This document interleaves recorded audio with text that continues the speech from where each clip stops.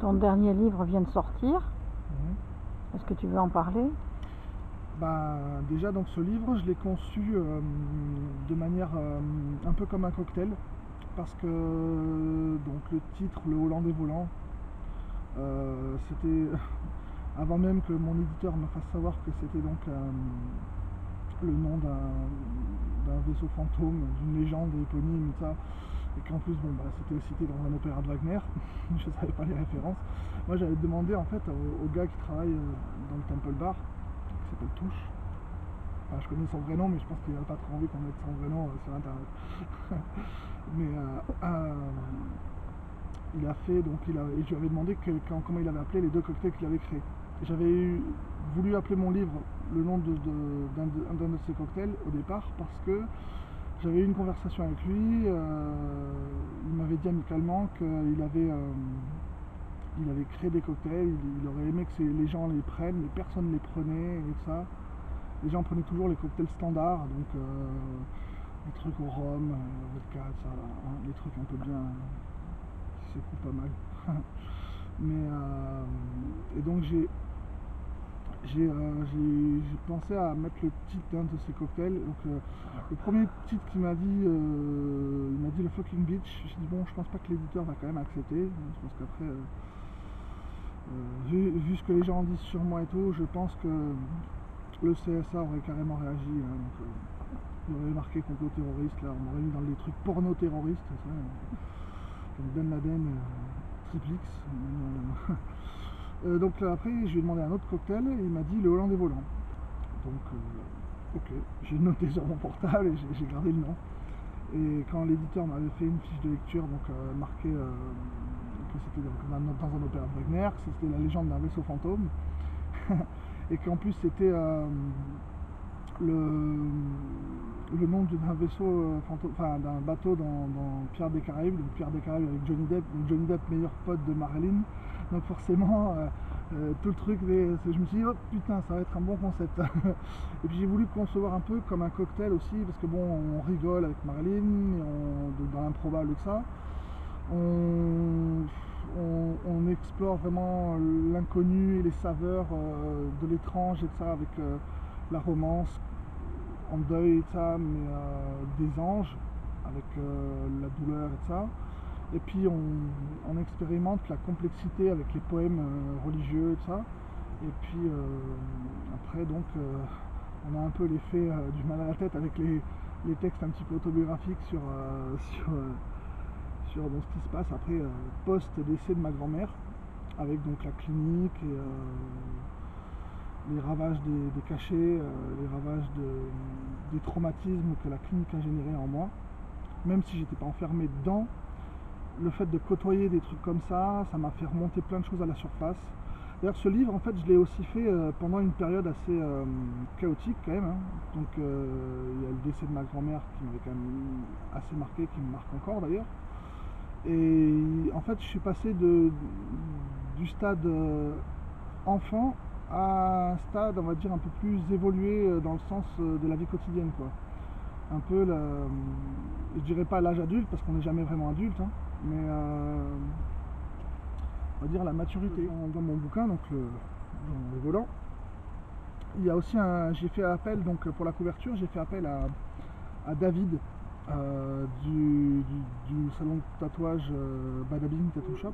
Le truc le plus fort quand même qu'il y a dans le concept de cette couverture aussi, c'est qu'avec le titre, donc le Hollandais volant, qui fait aussi référence à un vaisseau fantôme, ça fait un peu comme c'est un peu, vous savez, dans l'opéra Don Juan, quand Mozart fait ressortir son père, Le commandeur. le commandeur, voilà, des enfers. C'est un peu, voilà, on va dire que ce bouquin fait un peu référence donc le commandeur de toute ma vie en fait. Hein, ma grand-mère qui revient des enfers pour quelque part. Elle n'est pas aux enfers. Non, enfin les enfers, les enfers, c'est un truc que j'avais appris donc par Jean-Marie. Les enfers, c'est pas que l'enfer. Hein. En fait, l'enfer, c'est l'enfer, le paradis, mais les enfers, c'est le royaume des morts. C'est-à-dire, en fait, dans la mythologie grecque, on disait toujours les enfers et ça, même les bons et les justes allaient tous dans les enfers.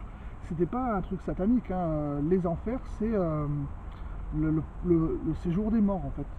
C'est là où tous les gens donc, qui ont fini leur vie terrestre arrivent donc dans un endroit, donc une sorte de club VIP avec voilà, pour une colo, voilà, une petite ambiance disco hein, pour amuser tous les petits PDG qui ont fini leur vie après avoir licencié plein d'acteurs. Je ne suis pas certaine que ça se passe comme ça.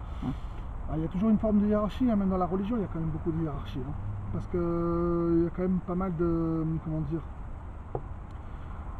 Maintenant, tout est classé de manière hiérarchique. Dans les anges, ils ont forcément une hiérarchie, les démons aussi. Il y a toujours, dans l'humanité, il y a toujours quelque chose de grégaire. Les gens ont toujours besoin d'avoir quelqu'un qui soit supérieur à eux, et les gens ont toujours besoin de dominer les gens en dessous, quoi. Enfin, je veux dire, il y a toujours une forme de supériorité. Regardez la phrase de Raffarin, la France d'en haut, la France d'en bas, quoi. Il avait besoin de dire que les bourges étaient en haut pour déféquer sur les faibles. Donc, c'est peut-être un peu exagéré ça. Peut-être que c'est dit de manière exagérée, mais en fait les gens, ils peuvent mettre des rubans roses, des nœuds papillons et tout ça. Il y a toujours une forme quand même assez négationniste quand même. Donc moi on me dit que je suis négationniste pour ça, mais les gens quand même ils ont des attitudes très négationnistes entre eux, quoi. Navrant qu'à notre époque, alors qu'il y a toute cette hypocrisie Téléthon et toute cette hypocrisie télé et tous ces gens qui disent union, communion entre tous, solidarité et tout ça, la diffamation c'est mal ça, et en même temps les gens entre eux, la moquerie est facile, tout est.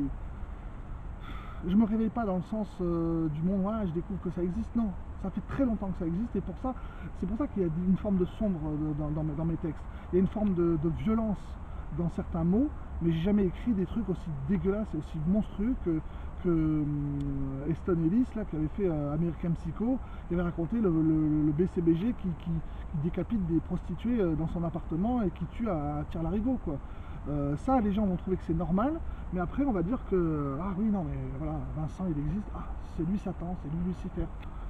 Il y a même des gens qui ont dit que ma grand-mère elle est crevée parce que j'existais. Il y a même un gars qui m'a dit je veux pas aller boire un verre, enfin boire un café chez toi parce que il y a sûrement des esprits démoniaques qui sont chez toi. Le mec qui sort qu'il y a des esprits démoniaques chez moi. N'importe quoi. Ah mais c'est direct. Hein. Moi je veux dire mon père il m'avait carrément sorti gratuitement, il m'avait dit mais Vincent tu sais hein, un jour tu finiras dans une secte d'adorateurs de Satan, sacrifier des bébés dans une messe noire. Ah bah c'est obligé. L'humanité c'est quoi? Est-ce qu'elle a vraiment évolué? Non. Est-ce que vraiment les gens, ils ont tiré des leçons, que ce soit de la guerre, que ce soit des atrocités qui sont arrivées? Est-ce que les gens ont vraiment mûri dans leur tête? Parce que quand je les vois, les gens, quand ils sont torchés d'alcool, quand ils sont défoncés, quand ils sont même quand ils s'amusent dans les thèmes et les façons, est-ce qu'ils ont vraiment évolué, les gens? Pas vraiment. Je pense pas que les gens ont vraiment évolué. Et c'est navrant quand même de s'apercevoir qu'on est au 21e siècle, qu'on a beau avoir plein de progrès technologiques, machin, les gens sont à un niveau d'infantilité sévère. C'est navrant, quoi. Après, moi, je vais pas m'arrêter d'écrire, je vais pas m'arrêter de faire mes bouquins. J'ai envie d'écrire, j'ai envie de faire ce que j'aime. Si j'ai envie d'écrire des fictions sur Marilyn, ça me regarde, j'ai bien le droit, hein, ça me fait du bien. Et puis si j'ai envie de faire des trucs d'ange ou d'écrire des trucs de ce que je ressens, j'ai le droit.